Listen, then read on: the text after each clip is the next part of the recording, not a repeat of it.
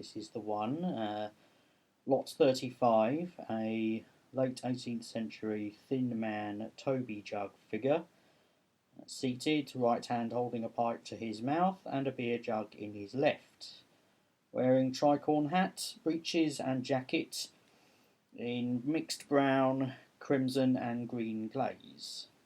The thin man style is distinguished from the better known ruddy featured Toby Jug by the slender figure and angular face, which, depending on the coloration, can appear drawn or gaunt.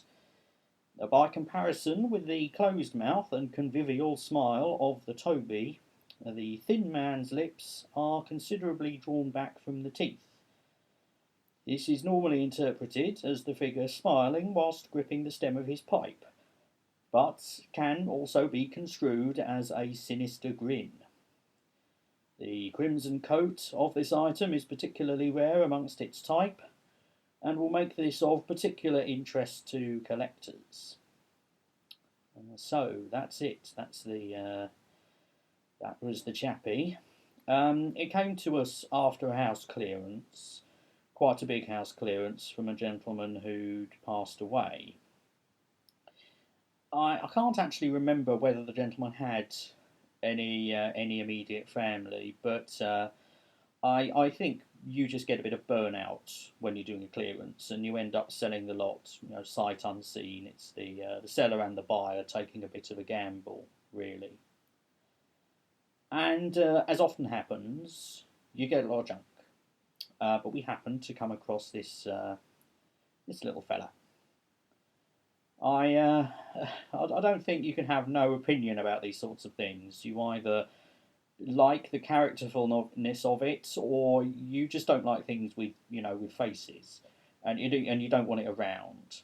There was a colleague of mine who really didn't like it. She found it rather grotesque, and afraid to say we do slightly stupid things like sitting it at her desk for when she came in, just for a laugh. And we did at one point make up this story that one of us had been in the storeroom really late and went for a last look round, and that they'd seen this this person with a tricorn hat and a dark red coat gliding through the shelves, and then they weren't able to find them.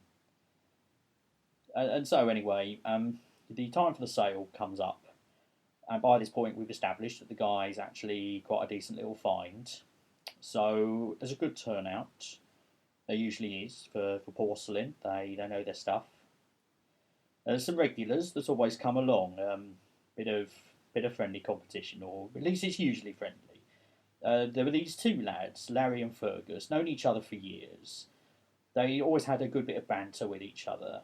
They were like chalk and cheese. Larry was always turned out quite smart in these steel glasses and sweater vest and a shirt, and Fergus was all kind of lanky and tweedy and had this stupid great moustache, like if Sherlock Holmes was a big game hunter. And they both fancy this thing. I think one of them had one, just not a red one. It was a bit silly, and the price is going up to like $4,500, and I think it's Larry, who goes up to at 5.2. And Fergus is a bit narky by this stage. Fergus, he always had some brandy on him, and he said something. He says something a bit unsavoury when he won't go as high as Larry. And then afterwards, so I understand, Larry said something unpleasant about Fergus's wife who passed away. Just all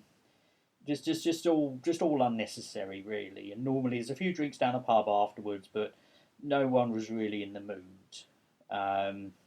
So we all went home. Fergus was put in a cab, and Larry goes off to his house. And then the next morning, Larry doesn't turn up. He doesn't open this little tea shop he's got on the high street. And eventually, someone goes round to his house to check on him, and he's gone.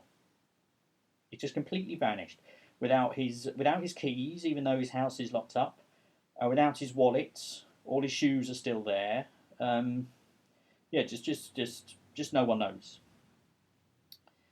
a bit of time goes by, and his sister shows up, and she's going to put all his valuables into storage, in case in case someone decides to burgle the house while it's empty. And she needs a hand, so I go along with her, so I can help her pick stuff out. And we're going around the kitchen, I think it was, and it's in the kitchen that he's got some bits of porcelain on display. And it's at that point I remember the Thin Man, and I think, oh, we better have that. And I see it on the shelf. I must have missed it before, and then I realise I missed it because it's him. It's the Thin Man, except he looks like Larry, sort of painted up with his glasses and his pullover. And even the face looks more like Larry, except with these, these sunken eyes and teeth. And I know it isn't the same one because it's not painted, because Larry wouldn't have done that. He spent £5,000 on it, and there's no paint underneath it. And I can't see the original Thin Man anywhere. So, and I don't say anything to his sister.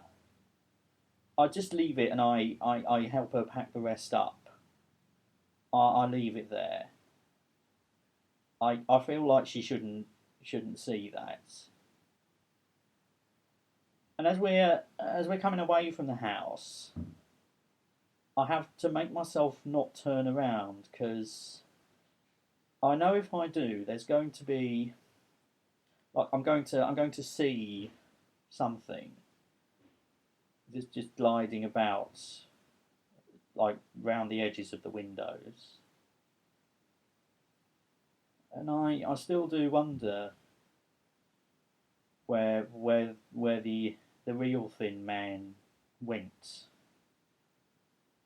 and whether somehow when we had our little joke, we sort of made him happen.